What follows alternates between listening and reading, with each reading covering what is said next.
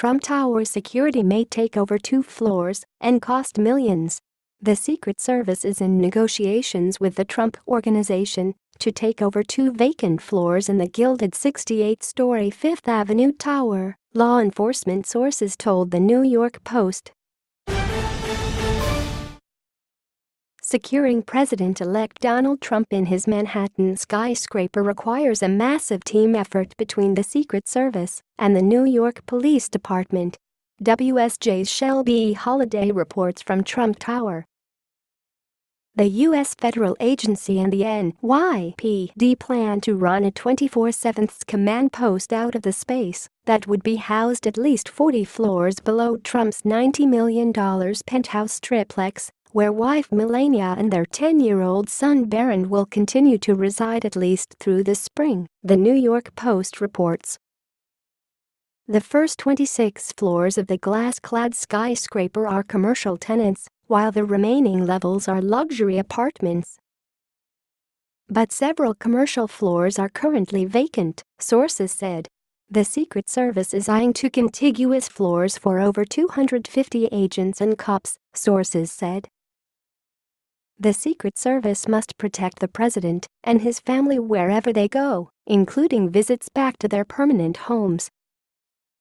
For example, the Secret Service paid Vice President Joe Biden $2,200 a month to rent out a cottage next to his Wilmington, Delaware home, according to a 2011 article in the Washington Times. And when President Barack Obama spent summer vacations on Martha's Vineyard and his annual Christmas vacation to Hawaii, his security detail rented private homes and hotel rooms and set up land and sea perimeters over the short stay. The same is expected when Trump visits his Mar-a-Lago estate in Florida, as he and his family are doing for the Thanksgiving weekend. Similarly, it cost roughly $2 million a year for the U.S. Coast Guard to station boats off the coast of George H.W. Bush's Kennebunkport, Maine estate during his presidency. But in the case of Trump Tower, taxpayers would be paying the president-elect's own corporation to lease the 2 floors, aside from the cost of agents, staff and equipment and barriers that are normal in such cases. The lease deal alone could cost more than $3 million a year, based on prevailing rates in the building. The Post reported earlier this week that the 17th floor at Trump Tower is available.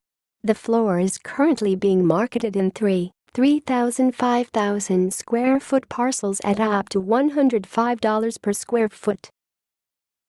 At that rate, the federal government would be paying $1.5 million a year for just 1 floor and double that for 2 levels of Trump Tower offices. The ready-to-rent 17th floor includes 6 large south-facing outdoor terraces, private elevators, polished concrete floors, but no brass. The 15th floor may also be available. The Trump campaign operated mainly out of that level plus other areas, paying $169,000 a month for rent and utilities, according to the Federal Election Commission. Reps for the Trump Organization and the Secret Service did not return messages seeking comment from the Post. The government tenant would be a boon for the building that's seen a nearly 40% rate slash for sales and rentals of residential units in the past year, according to a recent article in The Hollywood Reporter. Approximately 15% of the residential space is for rent or sale, while the rest of the luxury housing market enjoys low vacancy rates, the entertainment website said. A top Manhattan real estate broker said an exodus is underway at the once sought-after building. These are wealthy people. They don't need this, and they can't take it any longer. They no longer want to stay there, the broker told the Post in early November. The marble-lobbied building is home to art dealer Heli Namet and Trump's former campaign manager Paul Manafort.